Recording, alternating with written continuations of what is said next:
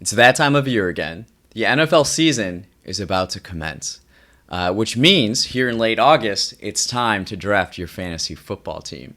And what I love about fantasy football is that, and having been a part of a league, is that you can still stay in touch with people that you aren't normally in direct communication with all the time.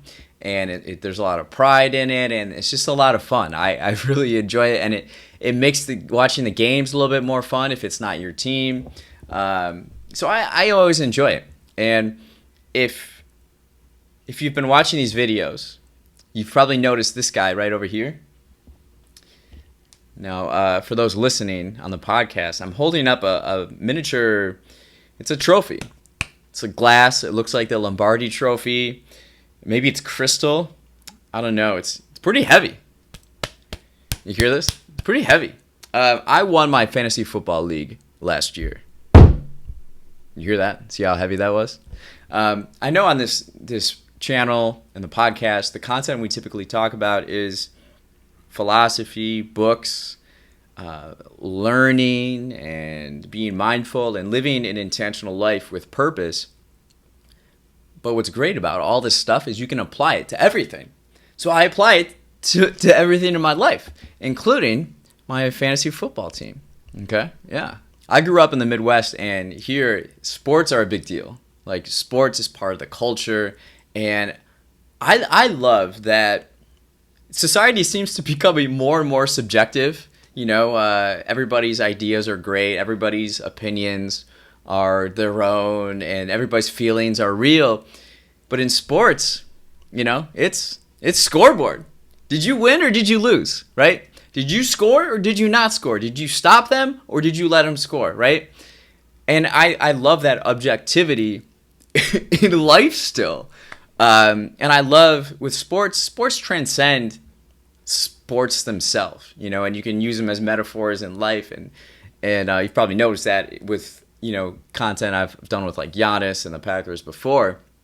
But, you know, it's about like as an individual, you do your job and you work and you train and you're resilient and you work as a team, and there's a whole philosophy and a culture, and the sport itself, the team represents the city and the regional culture, and you're competing, and there's just no excuses, you know? If fans are talking about the refs or injuries, they're losers. They're losers. And if you're a fantasy football owner and you're making excuses about injuries and, oh, well, I drafted this person, but no, shut up. You're not good. Like, did you win or did you lose? And guess what? I won my fantasy league. Right?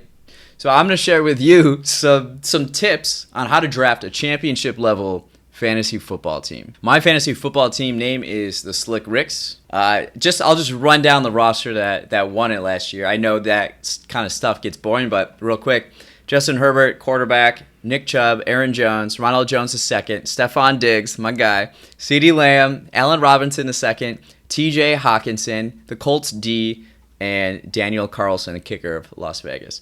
You gotta have an overall philosophy, and you have to have a consistent approach to your team. For me, it's about peace of mind. I feel like, and this is in life too, when you make decisions, make a decision and stand by it, right? You draft these players for a reason. Now, you also have to understand too that probably, like, especially your bench, things are going to fluctuate, right? And that's okay. But you want to get like solid guys when you draft. I don't look at all those ranking sheets, especially ESPN. I'll look at The Ringer. Especially don't want to use something like ESPN where everybody's using the same sheets, right? So then it just becomes chalk. You got to think differently than other people. Just by following the NFL, I kind of know where things are going, right? I just hear things and I know things. I just go off of intuition oftentimes, and my intuition is often correct. You got to prepare for injuries. Dak Prescott got injured in like week 5, and he was like tearing it up. But you can find quarterbacks pretty easily. I didn't even draft Justin Herbert, so you can find decent people. Tight ends are always troubling for me. I didn't end with either of the tight ends I drafted last year, and that's okay. Some people will draft a tight end early if they can have production of like a wide receiver, but still you could probably get a wide receiver that will put up better production. With that, I stay away from really poorly run franchises. So I don't draft Detroit Lions, New York Jets, Jacksonville Jaguars. The NFC East also is kind of you gotta keep your eye on. They're very inconsistent for all these teams that have large fan bases and they seem to be on national TV all the time. The teams aren't really that good. Sometimes you want to think of what the offenses are going to be, and through osmosis, get players that are going to be on the field quite a bit, right? Offensive players. I bartend on the weekends, so I hear a lot of different things, right? And I pay attention to what people are saying. So we're a Buffalo Bills bar. Shout out to Bills Mafia. Right when Stefon Diggs was traded for, they were talking about him a lot, and I've seen the growth of a franchise and the stability within the organization. So I keep that in mind, right? And every single year, there's based on the scheduling, teams are going to flip. So teams that weren't good are going to be good, and you have to keep your eye out for that. Super Bowl loser. I know everybody loves Mahomes and Kansas City, but like it's really hard to mentally come back from that challenge. So what I'll do is I focus on the draft, take care of business, and kind of use my intuition of like how to pick players. And then every week, every Tuesday morning, I'll sit down and I'll look over everything. And the way I follow games, I don't really pay attention to the highlights much. I focus on the box scores. I read all the box scores every Sunday, right? I look at all the box scores. I see kind of what's happening. I pay attention to the teams. And then Tuesday morning, I'll make like moves. But I won't make a lot of moves. It'll just be like, okay, I need to fix this problem. This is what I'm going to do. And then you stand behind it, right? But you also have the flexibility to admit, like, okay, we got to move on from that.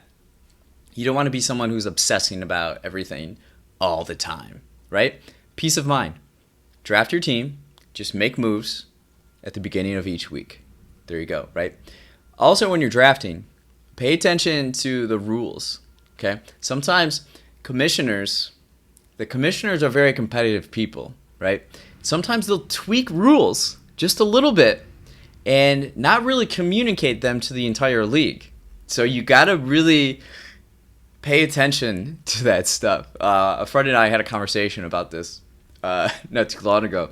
They want to find the edge, and sometimes they'll make it really arbitrary. They won't really communicate. Pay attention to that stuff.